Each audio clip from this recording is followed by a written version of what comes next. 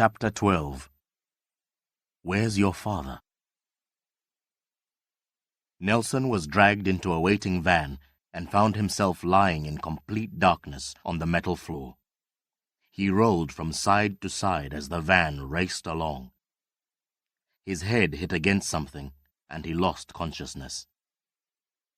When he came round, he was on a hard bed in a cell.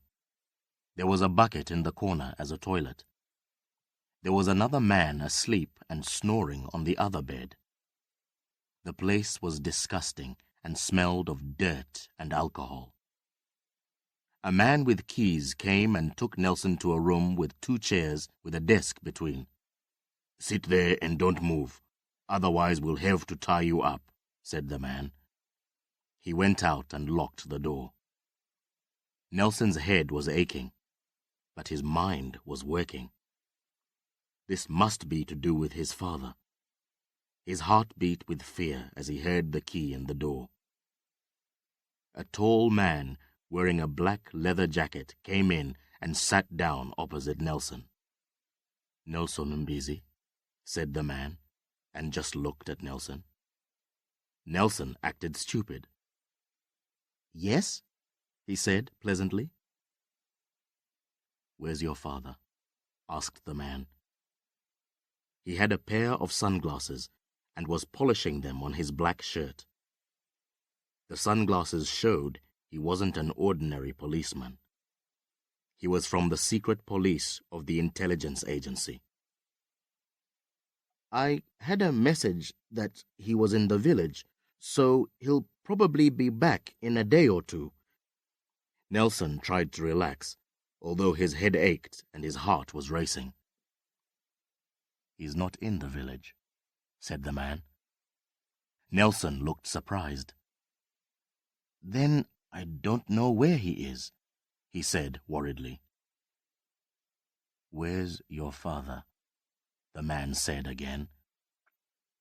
"If he's not in the village, I don't know," Nelson said. "Where's your father?" the man said a 3rd time. "Look, I don't know. I thought he was in the village." Nelson was glad he really didn't know where his father was. The man stood up and put on a pair of black leather gloves. "You know," he stated. Nelson stood up too, expecting to be hit. "I really don't know. I've been out of the country for 3 years. I got back less than 3 weeks ago. I have no idea what you're trying to find out or why you want my father." The man stared into Nelson's face for what felt like an hour. Then he turned and left the room, banging the door. Nelson sat down, feeling quite sick.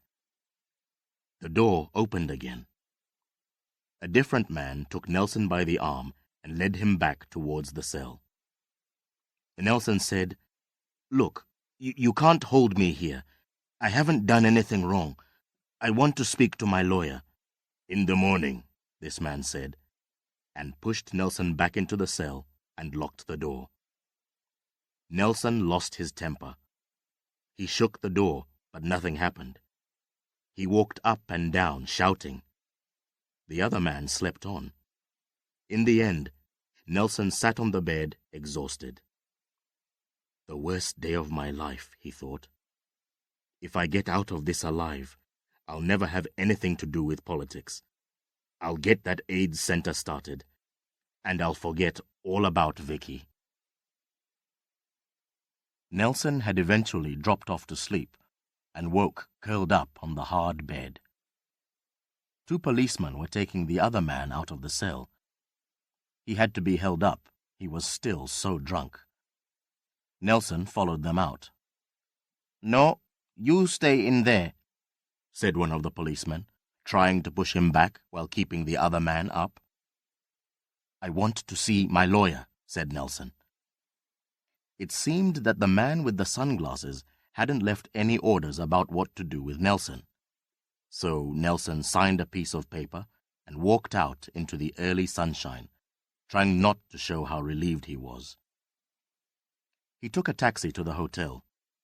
He told Fletcher what had happened and arranged to be off for the rest of the day. He collected his mobile and laptop and went home. Philomena and Cook were very excited.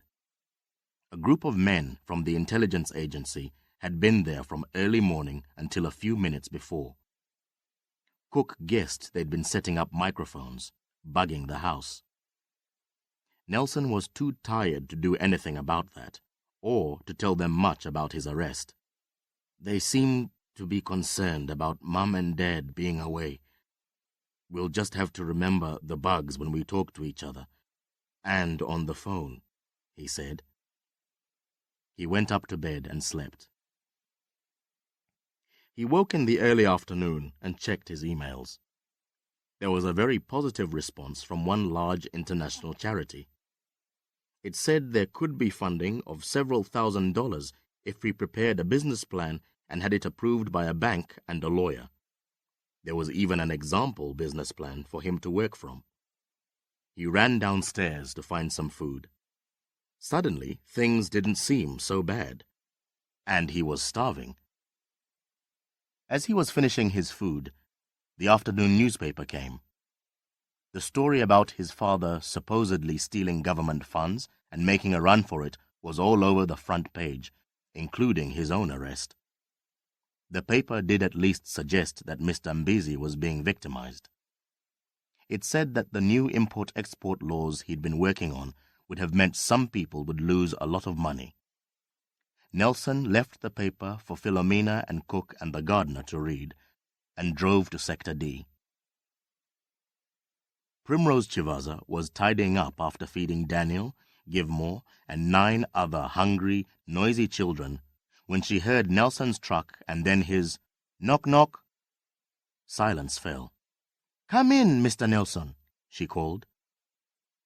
After greeting everyone, Nelson asked Primrose, "Do you know of anywhere for rent that would be big enough for a sort of club or restaurant?" "Goodness, that's a strange question, Mr. Nelson." Nelson laughed.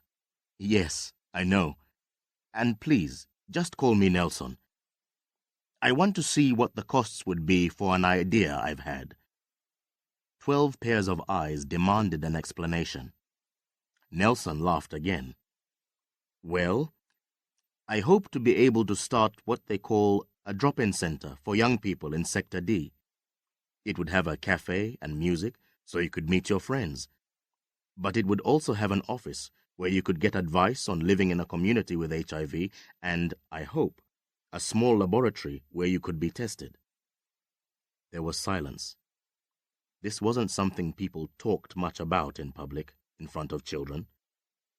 People were too afraid of HIV and AIDS. They felt helpless and hopeless, so it was spoken of behind hands, in whispers. Nelson looked round the room. "What do you think?" Givemore asked, "Would there be somewhere for a basketball ring?" And everyone laughed. "We could make sure there was," replied Nelson. Daniel said quietly, "If it was a place that people went to anyway to have fun, just a kind of social club, I think people would go, even with the laboratory. We don't have a place like that near here, but it would have to be cheap." Nelson looked at Mrs. Chivasa. "People would be embarrassed about the testing and advice center?" "Yes," she said with emphasis. "Right," said Nelson. "So is there anywhere in Sector D we could rent to be a social club with coffee and music?" "And room to dance," laughed Daniel. "And for football," shouted a smaller boy. A man's deep voice from the door said quietly, "I know of somewhere." Everyone turned.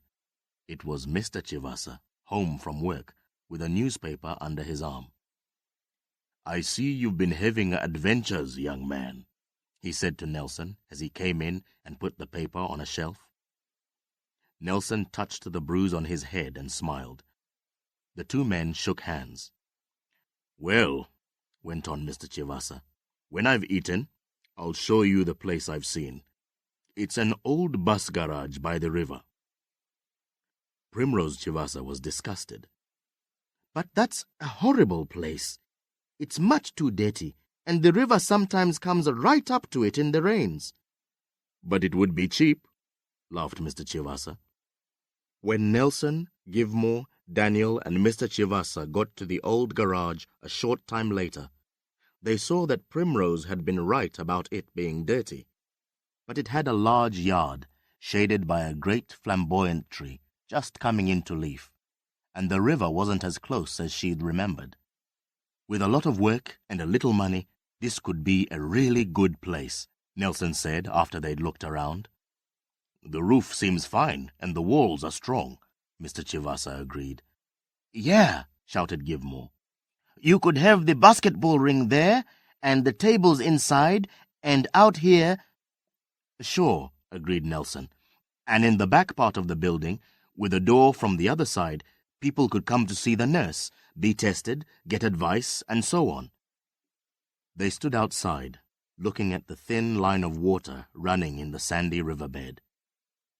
The river was full of rubbish, and there were paths over the sand where people crossed it. When the rains came, the paths and the rubbish would all be washed away. Givemore ran down into the riverbed to get a football he could see among the rubbish. Mr. Chivasa followed him. Daniel turned to Nelson. "Did you and Miss Vicky have a good time last night?" "What do you know about that, Daniel?" Nelson asked. "Phil said you'd be meeting up." "Well, we did meet, but we didn't become friends. She really seems to enjoy hurting people." "That's sad," said Daniel. "You can't stay in love with someone like that." Nelson laughed falsely. "What makes you say that?" "It's obvious. Love shines, you know, but—" "Well, if I was in love with her before, I'm not now." Daniel looked at Nelson. "No, of course not," he said. Givemore and his father were coming back up from the riverbed with the football. "It's got a hole in it, but Dad says he can fix it," Givemore shouted. "Some things can't be mended," Nelson called back. "It depends on what you want them to do," said Daniel. As they walked back, Nelson asked Mr. Chivasa, if people knew there was some help available, if they knew there was some hope, would they feel better about being seen going for blood tests? Mr. Chivasa thought for a moment. "It's partly because sex is involved. People are shy about their sex lives and don't want to do anything in public that indicates what they do in private." Nelson remembered something Vicky had said. It would be good if everyone who came to the center was given advice and was tested, not just those who were worried about being HIV positive. We could make this clear to the customers. Then there'd be no reason for that shyness, would there? Everyone would be the same. Daniel was just behind them.